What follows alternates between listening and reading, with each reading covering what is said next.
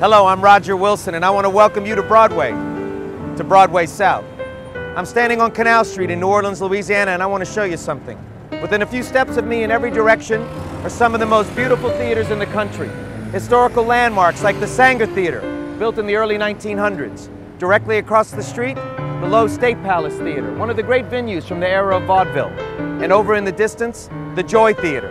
And if you turn and look about 1 mile down world-famous Rampart Street, you find two other classic venues, the Municipal Auditorium and the Mahalia Jackson Theater of the Performing Arts. It's class and proximity, and they're all awaiting reinvention here in the city of New Orleans, Louisiana, with a plan to restore New Orleans as the performing arts capital of the Deep South, a plan called Broadway South.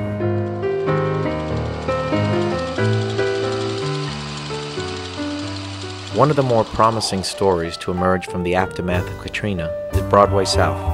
And like any story, it has a who, what, when, where, and why. The who, and by that I mean the people responsible for the success of this cultural and economic development initiative, are too many to name. But they consist of legislators, city officials, as well as lawyers, doctors, producers, actors, writers, and other kinds of artisans from across Louisiana and the rest of the nation.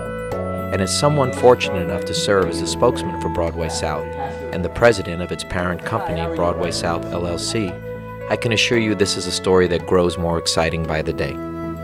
So what is Broadway South and where will it be realized? It's a tax credit initiative supported by a new state law that offers the producers of live entertainment a direct financial incentive in the form of refundable tax credits to initiate their productions in Louisiana, and in particular, in the city of New Orleans. The end result will be to make Louisiana, with New Orleans as its main attraction, the premier live entertainment capital of the Deep South.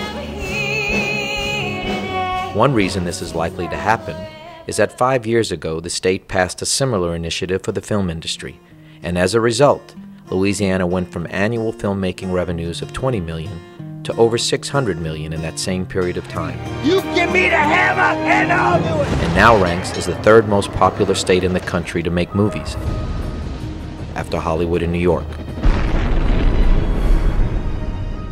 The goal of getting the Broadway South initiative off the ground required a series of accomplishments, each clearing the way for eventual endorsements from leaders across the state and those within the live entertainment industry as well. Once we have that, the two get married, the incentive to bring the shows with the existing federal incentives to rebuild. This initiative could, by the year 2012, create 14,000 new jobs across the state. Believe me, this was no small feat.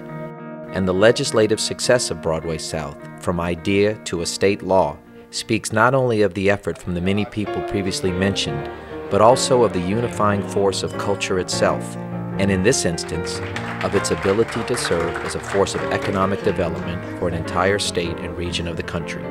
On July 20th, 2007, Governor Kathleen Blanco signed Act 482 into law, making Louisiana the first state in the nation to offer tax credits to the world of live entertainment.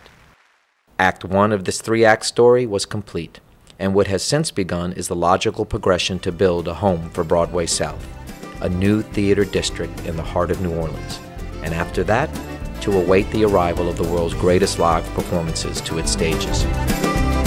But as anyone in real estate development will tell you, they too, like the producers Act 482 is aimed for, also require incentives to take on the risk of building, especially in an area recovering from one of the worst natural and some would argue man-made disasters in history. And complementing the Broadway South legislation are some of the most effective federal and state tax credit programs in the nation, which when combined, offer developers up to 75 cents in credit for every dollar spent on redevelopment of the proposed Broadway South Theater District.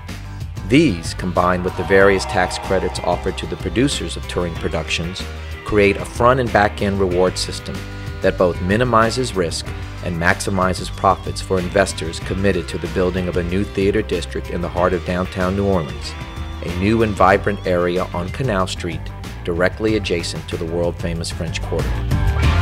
The proposed district will be made up of 4 landmark venues: the Sanger, Lowe State, Orpheum, and Joy Theaters, Along with their adjoining commercial real estate, these theaters total 10,000 seats in a mere 2-city block area. But as the great Bard himself once wrote, all the world's a stage, and so it will be that the Broadway South incentives will apply to wherever an original production is presented, opening up the entire city as one giant stage for audiences from around the world. The bottom line tax revenue gain for the state will be a formidable one, as audiences purchase meals, hotel rooms, taxicab rides, other tours, all around the attraction of a world-class live performance. And again, this build it and they will come theory is not fantasy, but fact, as the success of such areas as Branson, Missouri has made clear.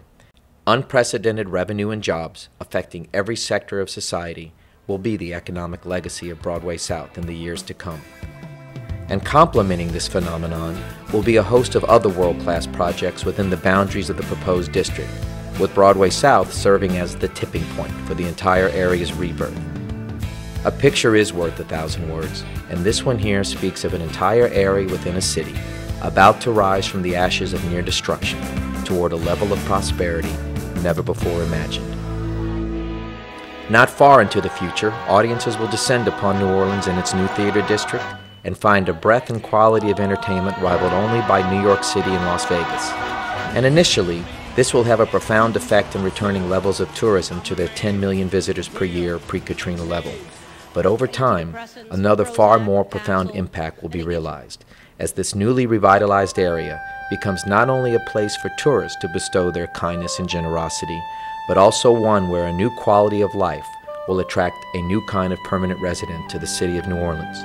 This in turn will lead to increased tax revenue, and from there to improved education, medical care, and what in effect will become a new New Orleans. Culture as a source of economic development and urban design is what the story of Broadway South is all about. And where students and young professionals once left the state for greater opportunity, they will now remain and build from within. They will create a reborn city and a new revitalized culture altogether. One in which even the most marginalized members will have a new way and opportunity to participate at almost every level of involvement. Broadway South is quite a story indeed, and it's only going to become more exciting as the stage goes from dark to light and the sound of applause fills the streets of New Orleans. Get ready, get involved, become part of the magic called Broadway South.